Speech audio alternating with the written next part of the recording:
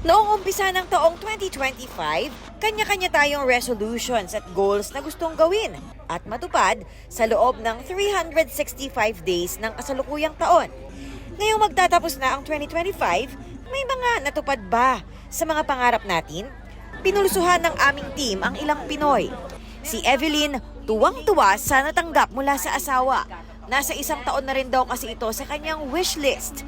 Malaking tulong daw ito sa kanya bilang housewife. E-bike lang, masaya na ako. Kasi kapag naghahatid ako sa anak ko sa school, naglalakad lang kami. Minsan walang pamasahe. Kaya naglalakad kami pa uwi. Ayun. Oh, so malaking tulong yung e-bike. 13-month pay niya sa trabaho, binili niya ng e-bike.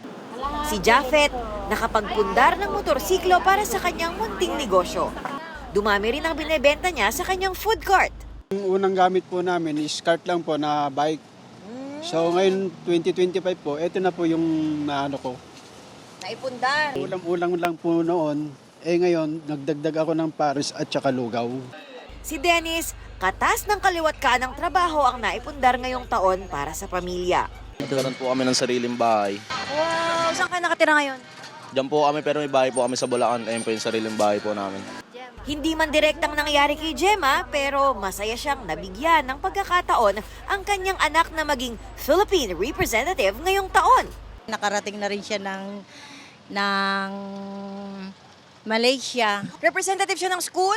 Opo. Contest ba yung sinalihan niya o conference? Hindi po, sports, wushu.